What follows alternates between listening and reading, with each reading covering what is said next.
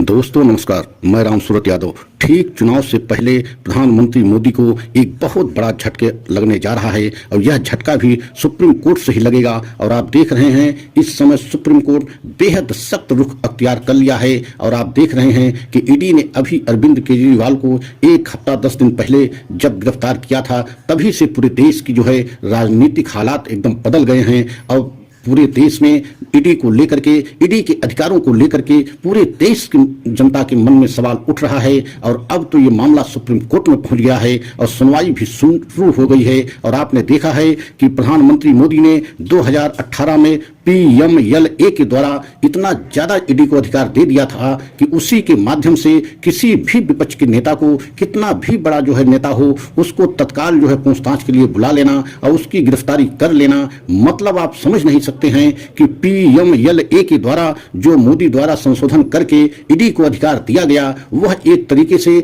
बहुत बड़ा हथियार ईडी को दे दिया गया था। और उसी के इस्तेमाल को लेकर के विपक्ष ने हमेशा सवाल खड़ा करता रहा। लेकिन अब यह मामला जो है सुप्रीम कोर्ट में खुल गया, ईडी के अधिकारों को लेकर के सुनवाई शुरू हो गई। तो आज हम इसी पर बहुत बड़ा खुलासा करेंगे कि एक तरीके से सुप्रीम कोर्ट के जज महोदय ने खुले आम जो है प्रधानमंत्री मोदी को और बीजेपी और ईडी को चुनौती दे दी है, खुला चैलेंज दे दिया है कि अब हम इस अधिकार का पूरी तरीके से समीक्षा करेंगे। और यह अधिकार पूरे देश में इस समय एक तरीके से गलत इस्तेमाल किया जा रहा है। तो आप समझ सकते हैं कि अब प्रधानमंत्री मोदी को, ईडी को बहुत बड़ा झटका लगने जा रहा है। लेकिन आपसे निवेदन है कि हमारे चैनल पर पहली बार हैं तो चैनल में आखिरी तक बने रहें, और पहली बार हैं तो चैनल को लाइक सब्सक्राइब कर लें। वीडियो को अंत तक जरूर देखें क्योंकि तभी पूरा सच समझ में आएगा। तो सबसे पहले आपको हम अरविंद केजरीवाल की गिरफ्तारी को लेकर के बताना चाहते हैं। अरविंद केजरीवाल की गिरफ्तारी आज से 10 दिन पहले जब हुई थी, तभी से पूरे देश में एक तरीके से राजनीतिक हालात बदल गए हैं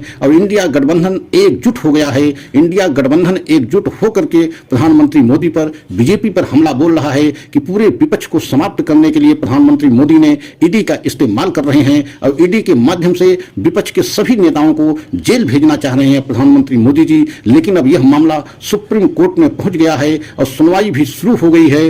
और जस्टिस संजीव खन्ना की बेंच ने ईडी के अधिकारों को लेकर के अब सुनवाई शुरू कर दी है। और सुनवाई के दौरान जो उन्होंने सवाल खड़े किए, उससे बीजेपी सरकार को बहुत बड़ा झटका लगा। और स्पष्ट जो है संजीव खन्ना की बेंच ने सरकार से ईडी को कहा कि जो ईडी को अधिकार मिले हैं उसका एक तरीके से बेजा जो है गलत इस्तेमाल किया जा रहा है। और विपक्ष के नेताओं को उन्होंने ये स्पष्ट नहीं किया किसके खिलाफ कर रहे हैं, लेकिन उन्होंने कहा कि अब समय आ गया है कि ईडी के अधिकारों की समीक्षा की जाए और यह अधिकार एक तरीके से देखा जाए तो गलत है। और जिस तरीके से अभी आपने देखा है कि सुप्रीम कोर्ट के पहले हाई कोर्ट दिल्ली जो है एक बहुत बड़ा जो है टिप्पणी जो है ईडी पर किया था और खासकर जो है सम्मन और नोटिस को लेकर के किया था कि ईडी को यह बताना और सम्मन नोटिस में जरूरी होगा कि किसके लिए भेज रहे हैं, गवाह के तौर पर बुला रहे हैं या आरोपी के तौर पर। मतलब अब जो है चारों तरफ से देखा जाए तो ईडी पर और प्रधानमंत्री मोदी पर हमला शुरू हो गया है। और लगता है कि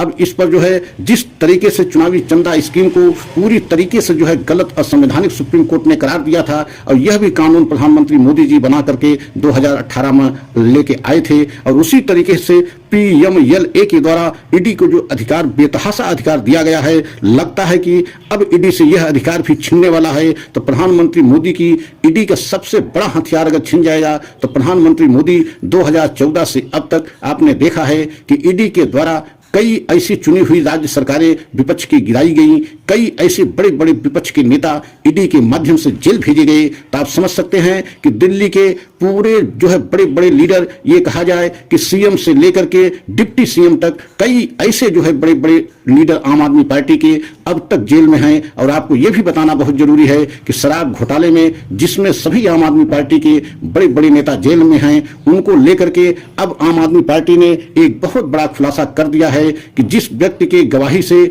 जो है अरविंद केजरीवाल को जो है आरोपी बनाया गया है, उसी व्यक्ति से जो है बतौर चंदा 50 करोड़ बीजेपी ने जो है चंदा लिया है, तो एक तरीके से शराब घोटाले का पूरा जो है घोटाले का पैसा बीजेपी के पास गया है। तो बीजेपी तो सबसे बड़ी एक तरीके से शराब घोटाले की आरोपी होनी चाहिए और बीजेपी के ही जेपी नड्डा को जेल भेजना चाहिए। ये आम आदमी पार्टी की तरफ से प्रेस कॉन्फ्रेंस करके आरोप लगाया गया कि बीजेपी इतनी बड़ी जो है रकम एक आरोपी से कैसे ले सकती है, और वह भी रकम तब जो है चंदे के तौर पर लिया गया जब उस व्यक्ति को ईडी ने जेल भेज दिया। उसके बाद उससे डील हुई और 50-55 करोड़ रुपए उसने बतौर चंदा दिया। उसके बाद उसी व्यक्ति को एक तरीके से सरकारी गवाह बना लिया गया। तो आप समझ सकते हैं कि अब चुनाव से पहले किस तरीके से बीजेपी के लिए बहुत बड़ी मुश्किल खड़ी होती जा रही है, और खासकर सुप्रीम कोर्ट इस समय बेहद सख्त रुख अख्तियार किए हुए है। और आपने देखा भी है कि चुनावी चंदा स्कीम को पूरी तरीके से गलत साबित करते हुए, उसको निरस्त करते हुए पूरे देश के सामने चुनावी चंदा स्कीम को, चुनावी डाटा को एक तरीके से पूरे देश के सामने लाने का काम किया है। तो सुप्रीम कोर्ट ने किया है और आज पूरा देश सुप्रीम कोर्ट को सलाम कर रहा है। तो आने वाले समय में ईडी के अधिकार को भी अगर सुप्रीम कोर्ट ने छीना तो प्रधानमंत्री मोदी के लिए बहुत बड़ी मुसीबत हो जाएगी। और ऐसा अब लग रहा है कि संजीव खन्ना की बेंच ने सुनवाई शुरू कर दी है।